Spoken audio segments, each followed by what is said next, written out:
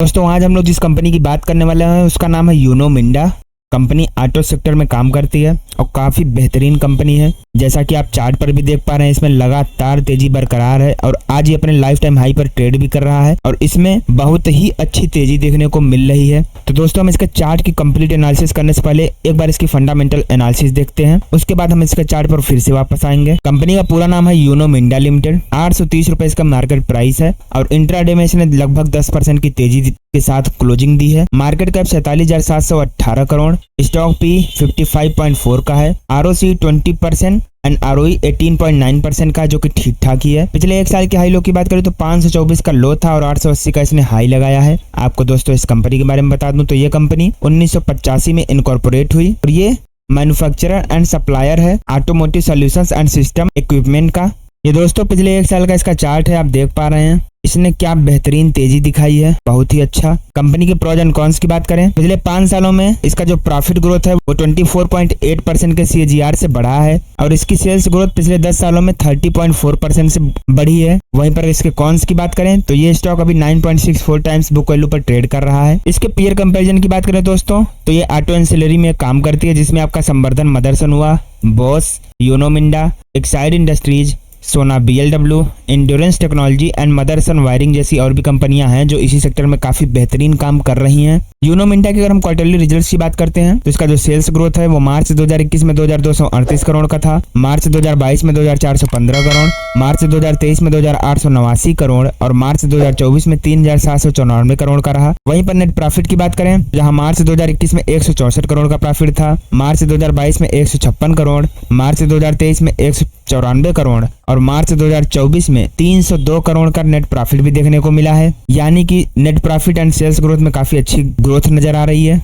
और दोस्तों इसका जो रिजल्ट है वो आज ही आया था, तो हम इसके रिजल्ट की भी चर्चा आगे करने वाले हैं। कंपनी के लॉन्ग टर्म प्रॉफिट लॉस की बात करें तो इसका जो सेल्स ग्रोथ है वो मार्च 2013 में 1340 करोड़ का था, मार्च 2017 में 3386 करोड़, मार्च 2021 में 6374 करोड़ और करंट में बात करें मार्च 2024 तक तो 14031 करोड़ का यहाँ पर अच्छा सेल्स ग्रोथ भी देखा जा रहा है। वहीं पर नेट प्रॉफिट की बात करें तो जहां 28 करोड़ का प्रॉफिट हुआ था मार्च 2013 में, मार्च 2017 में 185 करोड़, मार्च 2021 में 248 करोड़ और मार्च 2024 में कुल 925 करोड़ का नेट प्रॉफिट भी देखा गया, जो कि काफी ज्यादा शानदार है।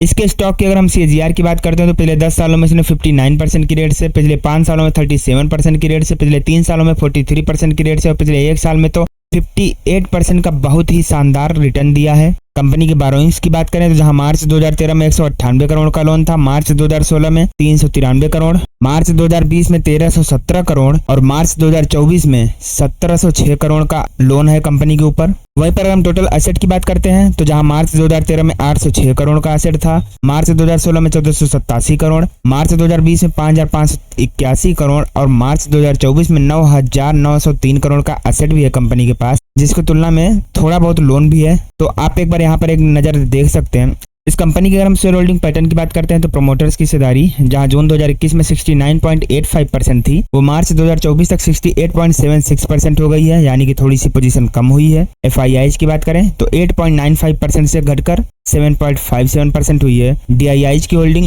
10.93% से बढ़कर 17.16% एंड पब्लिक की होल्डिंग 10.27% से घटकर 6.52% हो गई, यानी कि यहाँ पर DIIs ही है जो सारा का सारा पोजीशन बाई कर रहा है। बाकी फिर चाहे प्रमोटर्स हो, FIIs हो या फिर पब्लिक, सब के सब अपना पोजीशन बेच रहे हैं। दोस्तों अगर हम इस कंपनी की फोरेंसिक एनालिसिस करते हैं तो इसमें आपको 12 पॉजिटिव संकेत देखने को मिलेंगे, 1 न्यूट्रल और 4 नेगेटिव, जिसमें से कंपनी की लायबिलिटीज की बात करें तो काफी अच्छी है, कोई खास दिक्कत की बात नहीं है। अदर इनकम इनकी अच्छी आ रही है, डेप्रिसिएशन का कोई भी इफेक्ट नहीं पड़ रहा है प्रॉफिट पे। कंपनी के प्रोमोटर्स ने कोई भी शेयर प्लेज नहीं किया है। कैपेक्स वर्सेस ROCE की बात करें तो पिछले 3 सालों में काफी ज्यादा तेजी से बढ़ा है। ROE भी इनका पिछले 10 सालों में बढ़ रहा है। शेयर प्राइस लगातार बढ़ रहा है। वर्किंग कैपिटल अंडर कंट्रोल है। कंपनी का जो डेप्ट है वो मैनेजेबल है। सेल्स ग्रोथ में अच्छी ग्रोथ नजर आ रही है। ROCE की जो स्ट्रेंथ है वो भी कंसिस्टेंटली ग्रो कर रही है। बैलेंस शीट में भी काफी स्ट्रेंथ नजर आ रही है। दिक्कत की बात यह है कि इनका जो मार्जिन में स्टेबिलिटी है वो काफी वोलाटाइल है, ऊपर नीचे लगा रहता है।